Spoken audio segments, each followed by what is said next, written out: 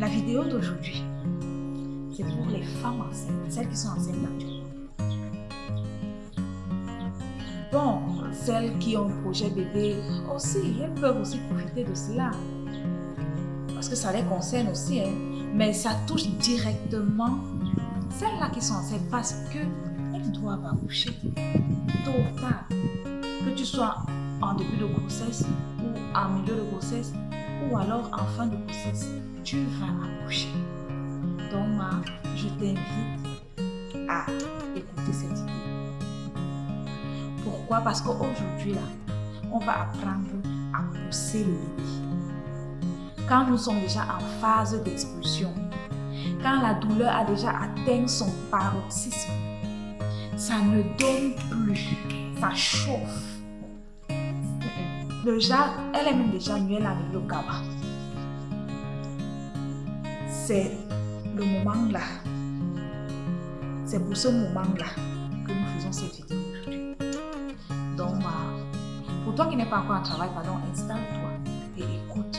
Je vais t'apprendre comment tu vas pousser ton bébé pour éviter non seulement les déchirures et tous les bobos qui peuvent suivre.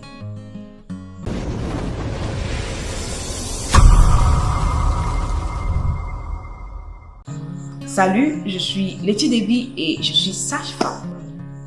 Aujourd'hui, on va apprendre à pousser notre bébé.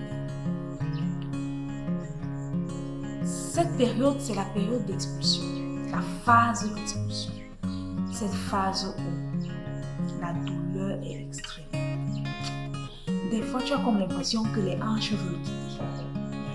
Ça fait mal. Pour ceux-là qui n'ont pas encore connu la douleur, là, ils ne peuvent pas comprendre.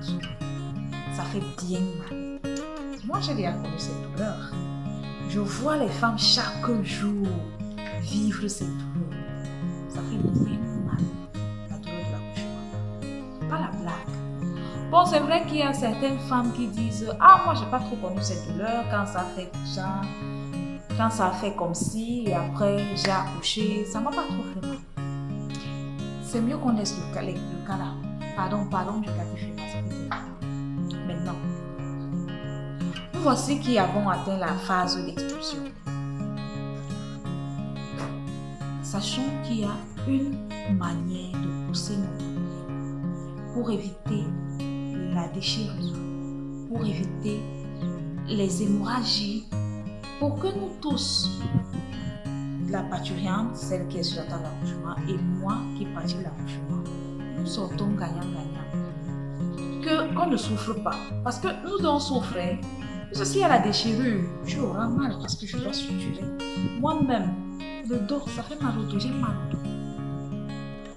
Donc, lorsque nous sommes déjà en phase d'expulsion, la dame est déjà sur la table d'accouchement.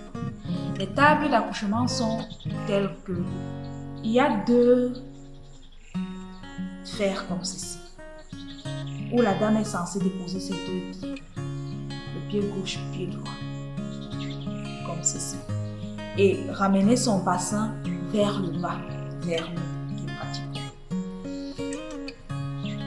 Du coup, comment est-ce que ça se passe?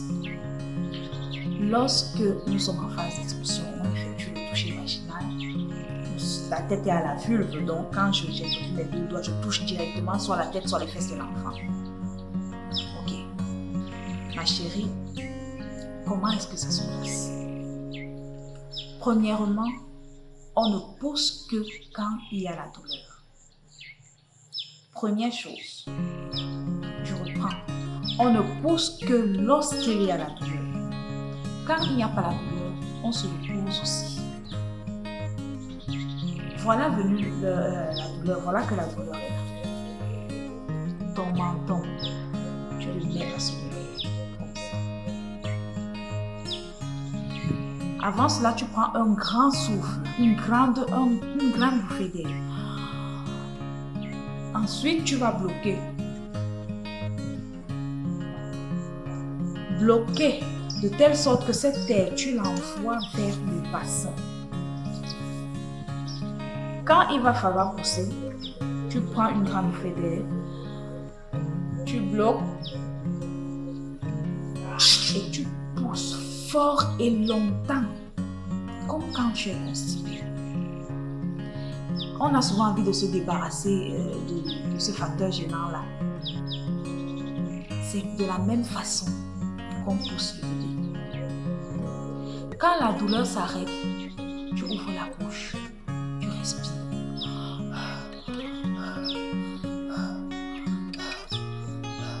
Entre-temps, tes deux mains. Arrête le lit. Ça arrête le bas du lit. C'est là-bas que tu puisses tes forces pour pouvoir pousser également. Donc les deux mains arrêtent le bas du lit. Le menton est à ce niveau, au niveau de la poitrine. Ayant pris une grande bouffée d'air, vous allez vous rendre compte que lorsque vous êtes couché, la tête sera soulevée. Ayant pris une grande bouffée d'air, vous poussez et vous envoyez cet air vers le bas. Fort et longtemps. Il y a des femmes qui poussent. Lorsqu'elles prennent la bouffée d'air, ça cale ici à la gorge. Quand on demande de pousser, elles poussent. Vous vous rendez compte que tout l'air là ressort par les narines. Vous n'êtes pas en train de pousser le bébé. Et du coup, puisque nous, on sait quand vous êtes en train de pousser. Soit on voit, soit si c'est que ce n'est pas encore visible, nos doigts sont à l'intérieur, parce que nos doigts, ce sont nos yeux dans vos vagins. Nos doigts sont à l'intérieur. Il y aura cette pression. La tête va faire pression sur les doigts.